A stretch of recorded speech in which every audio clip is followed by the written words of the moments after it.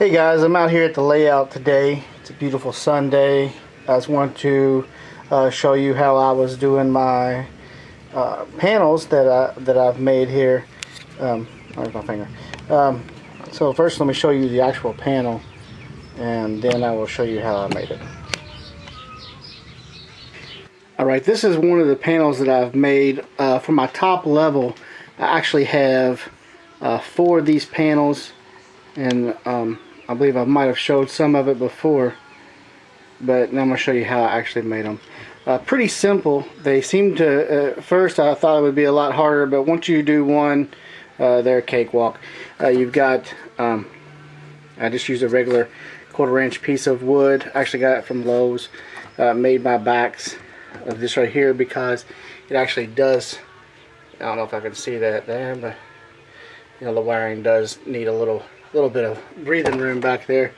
So whenever I flip this double pole double throw, you'll see my green is now closed and open on this siding. And by flipping it, I've now closed the siding and opened it up here. And I'm sure, you know, some of you guys have probably seen this before, but it really is a fun, I'm gonna flip it back. It really is a fun one to make. And then of course the underneath being you know, equally as important there. When I flip it, we're looking at the right one. Yeah. Oh, of course I'm showing you the wrong side, but I think you understand what I'm actually doing.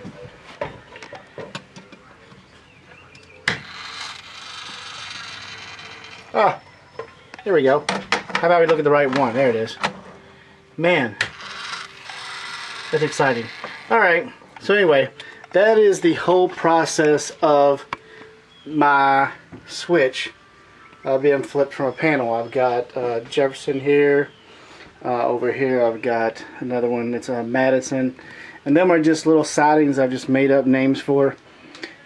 The feet that's actually that I put on the panel is scale feet. And the reason I did that is so that I would know that that siding is 340 scale feet or 304 scale feet long.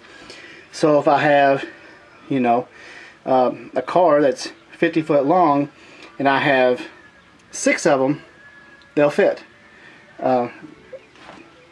Yes, they will fit. So I mean, but 7 of them will make it stick out, and you won't be able to go. You won't be able to use the track. So that's why I got the scale footage on there. And it's funny, on the camera it looks like it's yellow, but it's actually red. That's funny. So anyway, now let's see how I made it. Alright guys, here we are. I actually have a total of 42 switches on my layout. So you know, at the Tortoises, even when you get them on sale, I mean, if you're getting them at $15 a piece, it still adds up pretty fast. So these are the first Tortoises that I've actually put on the bottom, and that's what I'm doing here. The name of my town is Liberty, and I tried to make a bigger panel for Liberty to incorporate it all, and I'll show you why, because it's all in one section, where this is its own section up here, which is the junction there.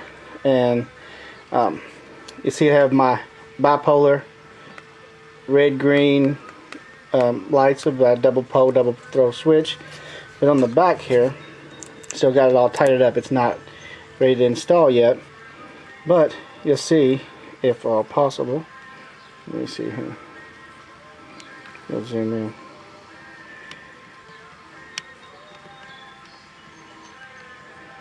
Alright, I'm sure that will adjust.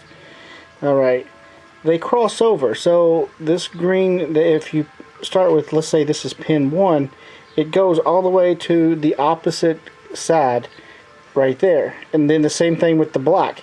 So you're making a big X on the back. And that's just your small jumpers are in a big X. Now, your actual power is coming in on that bottom part, which I do with red and black. It's pretty common. This is our power right here with the red and the black.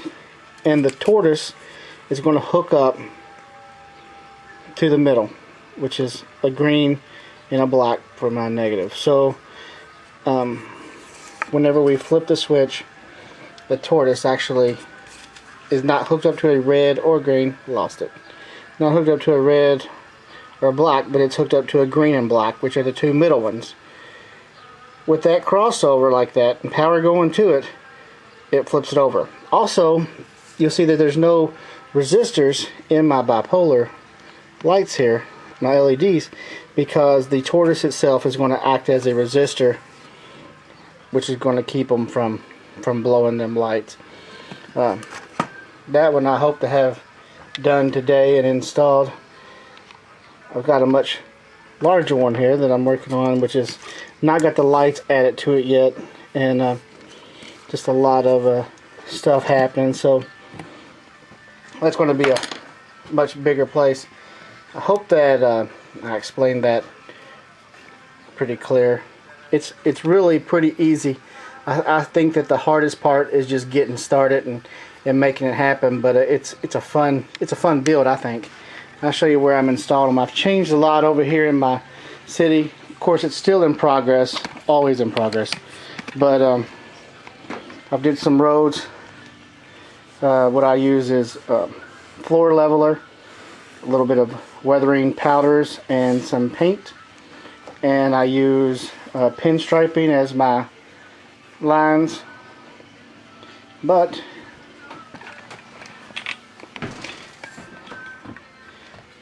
some of the switches here, they're going to get those today. This one's getting a Tortoise in it today. The one over there is getting a Tortoise in it today. Got a third one right here, and then one that's back here. It's actually covered up right now, but so hopefully everything goes pretty smooth. I believe it will. We've done it before, and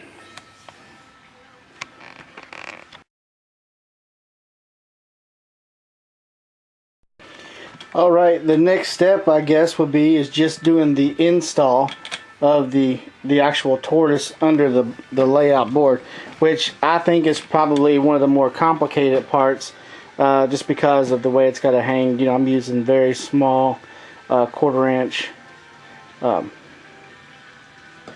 It's not even a plywood. I don't know. It's just 1/4 inch wood there, which is, most people have a better cushion, I guess. I also, you'll see on my track, my actual road bed stops once it comes off the helix over there. I have got no road bed underneath my yard, which I was thinking I was going to make it all a little flatter. Yeah, but you know. So I made this little template. You could probably buy one of these. Makes more sense, but I just made mine, and I will get in there, put a couple of the screws in, and know where I'm drilling my hole at, which hopefully will make it go pretty smooth. Anyway, hey guys, thanks for watching. If you have any questions, just post them to me, and I'll do my best. Thanks.